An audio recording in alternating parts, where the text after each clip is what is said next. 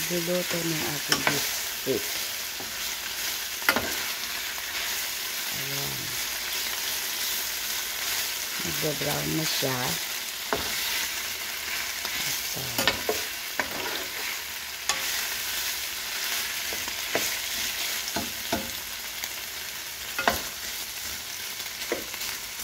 Natin mag-brown more.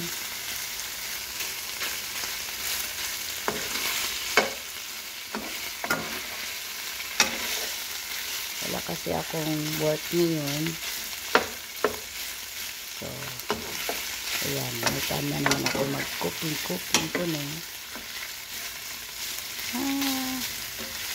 Kahit na maskip up. Luto.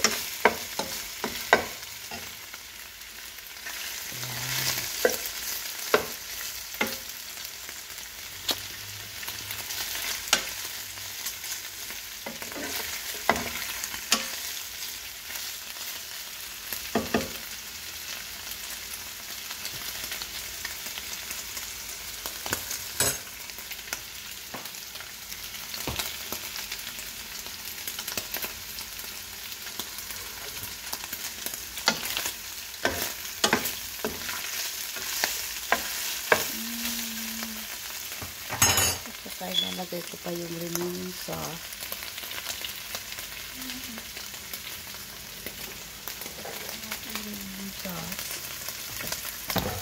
Para mas hindi na naman. Remaining sauce.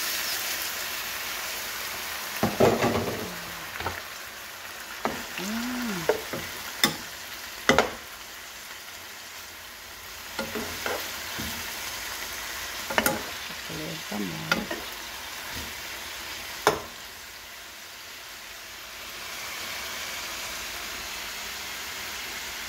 Sana masarap. Tingnan natin.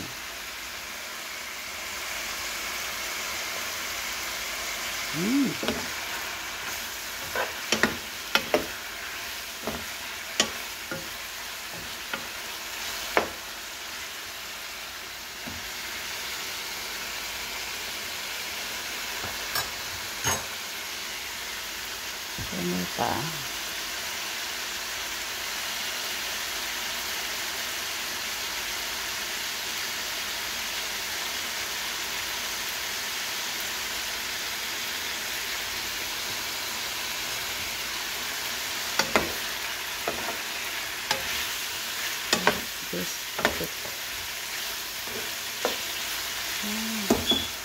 Tapos ito ay homemade na french fries. Isa sahog ko. Ayan po. Kasi yan ang ating gusto ng ating mga babies. Ayan. Baka magtaka kayo bakit french fries. So yan ang gusto ng ating mga anak. So, diba? Parang true na kala mo magaling magluto. Ayan.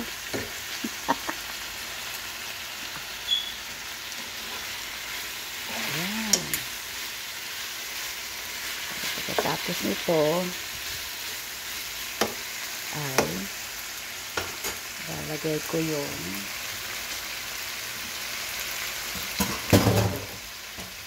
nahalo-halo na yung french fries ko. Homemade french fries. At ito naman chopped na onions. Lalagay.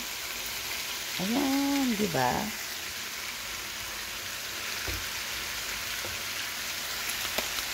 Ayan.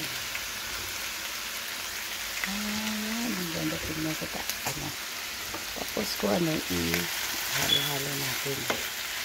Para isusutay natin ng konti. Para maluto-luto na lang yung onions.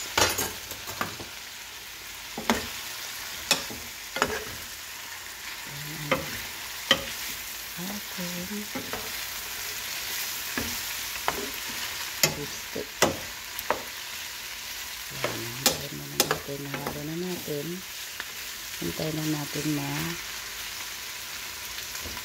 simmer ng konti. Ayan. Malapit na.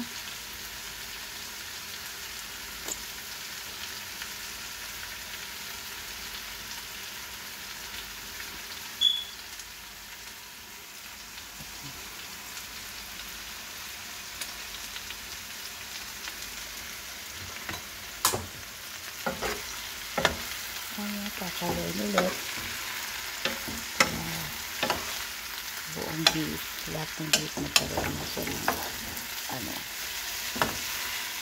mahahalo talaga lahat.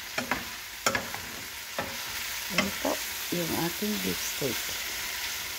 Homemade beef steak with french fries, homemade french fries. Ginagamit ko po yung yellow potato. Ayan.